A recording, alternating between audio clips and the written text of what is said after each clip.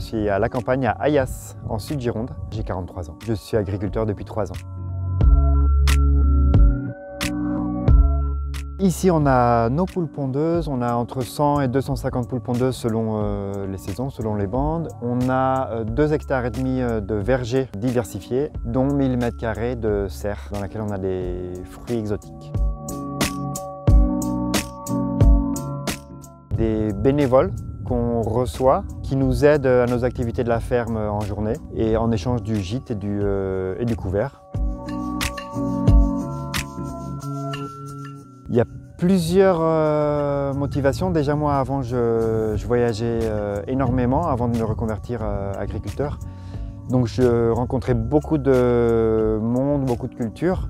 Et en m'installant ici, je voulais vraiment m'ancrer dans le local et le régional, mais tout en continuant de voir du monde qui vient d'un peu partout. Donc on soit peut-être à peu près la moitié de Français et l'autre moitié d'étrangers. J'ai un peu besoin d'aide. Moi je suis le seul exploitant sur l'exploitation, donc j'ai un peu besoin d'aide pour faire mes tâches quotidiennes. Et en plus, moi j'essaie de faire de l'agriculture un peu différemment. On travaille sans intrants, on travaille en polyculture, on fait beaucoup d'arbres nouveaux et exotiques. Donc c'est aussi pour partager, pour transmettre. Il y a aussi beaucoup de woofers ou de bénévoles qui vont sur d'autres fermes comme les miennes.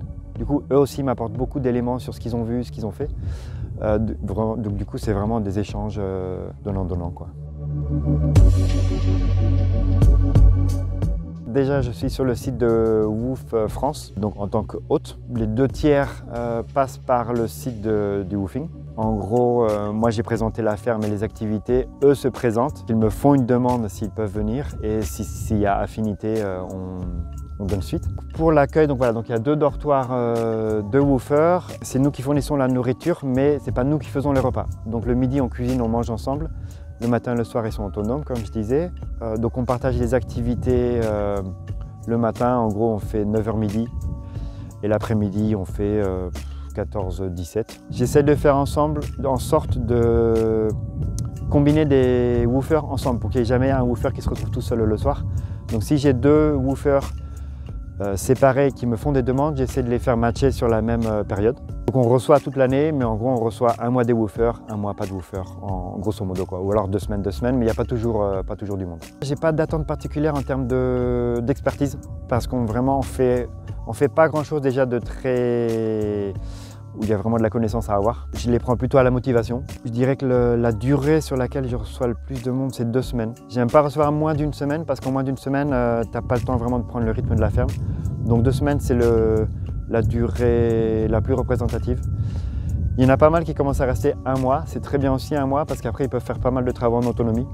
Par exemple, s'occuper des poules. La première semaine, on va s'occuper des poules ensemble et après, ils s'en occuperont tout seuls. Plus que de compter sur de la main-d'œuvre, entre guillemets, même si c'est quand même une aide, c'est plus pour moi un choix de vie.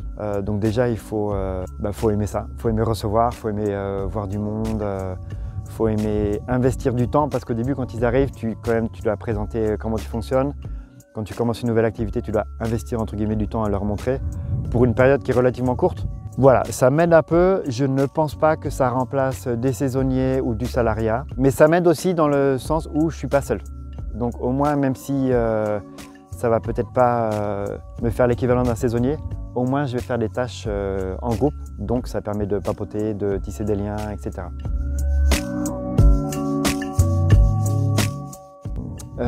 Je m'arrange pour être avec eux au moins la moitié de la journée et qu'eux soient en autonomie l'autre moitié de la journée. Donc il y a 3 activités principales, je dirais. Il y a s'occuper des animaux. Donc il y a les poules, chercher les œufs, calibrer les œufs, etc. Il y a le végétal, donc typiquement faire du débroussaillage, faire de la taille, arroser. Et on fait aussi des tâches plus manuelles comme de la restauration.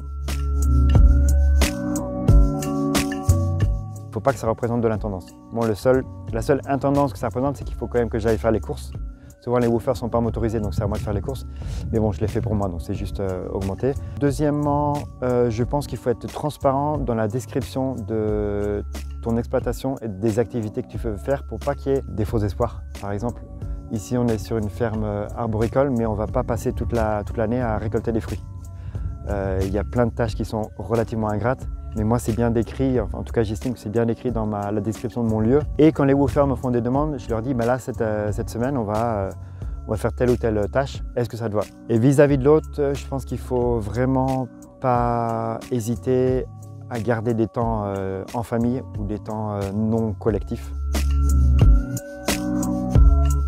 Je m'appelle Julia, j'ai 26 ans et je suis en woofing là depuis une semaine. Et l'idée c'est que je reste seulement 2 semaines cette fois-ci parce que je vais dans différents woofings à différents endroits. Et là d'ici l'hiver je reste assez peu de temps mais avec potentiellement l'envie de revenir dans mes différents woofings à différentes saisons en fait, faire automne, printemps, hiver. Donc depuis janvier 2024, je suis partie. J'ai fait d'abord 9 mois de woofing en Grèce, à peu près. Et donc là, j'étais plus sur de l'élevage, de la transfo fromagère. Et ça m'a beaucoup plu, mais ça me manquait un peu l'aspect végétal quand même et me manquait. Et du coup, quand je suis revenue en France, j'ai décidé que j'allais vraiment me focus sur des fermes qui étaient soit dans du maraîchage, soit dans du verger syntropique ou autre. Et du coup, je me laisse en fait 1 an, en gros, jusqu'à septembre prochain, pour décider. Donc je vais aller sur plusieurs fermes et pour décider si je passe un diplôme plus reconnu, on va dire. Je pense que ça dépend après de chaque personne. Des personnes viennent en woofing parce qu'elles voyagent et qu'elles veulent découvrir des endroits en passant par des fermes.